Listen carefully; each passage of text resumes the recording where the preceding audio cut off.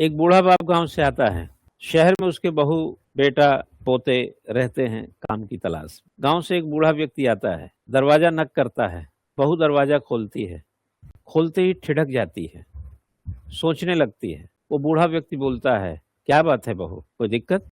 नहीं नहीं बाबूजी, कोई दिक्कत नहीं है, आइए। और बहुत तेजी से घर में घुसती है और अपने पति से कहती है, बुढ़ा फिर आ गया है, फिर पैसा मांगने आया होगा। अब तो बच्चों की फीस देने के लिए भी पैसे नहीं हैं, घर में राशन खत्म है, 2 टाइम का खाना कहाँ से खिलाओ, ऊपर से जाते समय इनकी जरूरतें कहाँ से पूरा करेंगे। इस बार सीधे सीधे मना कर दो। 3 महीने से रोजगार नहीं है, पैसा भी नहीं है, बच्चों की फीस नहीं जमा हो पा रही है, घर में दाने दाने के मोहताज है। अब झिझकिए मत, सच्चाई बता दीजिए।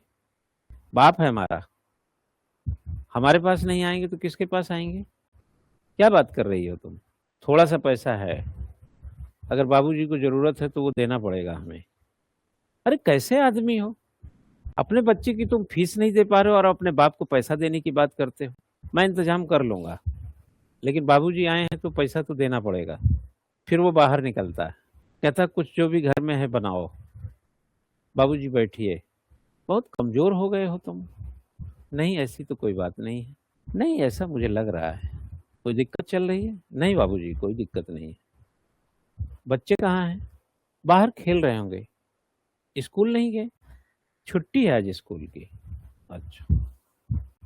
बच्चों की हालत देखता है, फिर बोलता है, कैसे कपड़े पहनाता है इन लोगों को, देखो उसके कपड़े में छेद है, कुछ कपड़े फटे हैं, तुम्हारी भी हालत अच्छी नहीं है, तबीयत खराब है। नहीं नहीं बाबूजी, सब ठीक है। उसकी बहू पानी लाती है, गुड़ पानी जो भी था लाती है, पानी पीता है, फिर उसके बाद अपने झोले से इतना पैसा निकालता है, कहता है इस बार गन्ने की खेती अच्छी हुई थी, सब्जी भी अच्छी बिक गई थी। अब तुम तो जानते हो गांव में मेरा कोई खर्चा होता नहीं है, ना मुझे घर बनाना है, ना मुझे कोई कार खरीदना है। अब घर में रख करके ना बैंक में मेरा खाता है, इन पैसों का क्या करता। मैंने सोचा चल के तुमको ही दे देता हूँ, कोई काम आ जाएगा, ये रख लो। और सुनो, इन पैसों से तुम सारी परेशानियां अपनी दूर कर लेना और चिंता करने की जरूरत नहीं है। वो कहता है कि बाबूजी, कभी कभी ऐसा लगता है कि मैं शहर क्यों आया था, और कभी कभी मन करता है कि घर मतलब शहर छोड़ के गांव चला जाऊं। उन्होंने कहा, शहर तुम अपनी मर्जी से आए थे, गांव भी अपनी मर्जी से आ सकते हैं, मेरी तरफ से कोई दिक्कत नहीं है, फिलहाल मैं चल रहा हूं। उधर कोने से उसकी पत्नी रो रही है और जाकर के बोलती है कि यह पता नहीं चलता है कि कौन लेने आया है या देने आया है, इसलिए पता पूरा होना चाहिए, तब जबान खोलना चाहिए।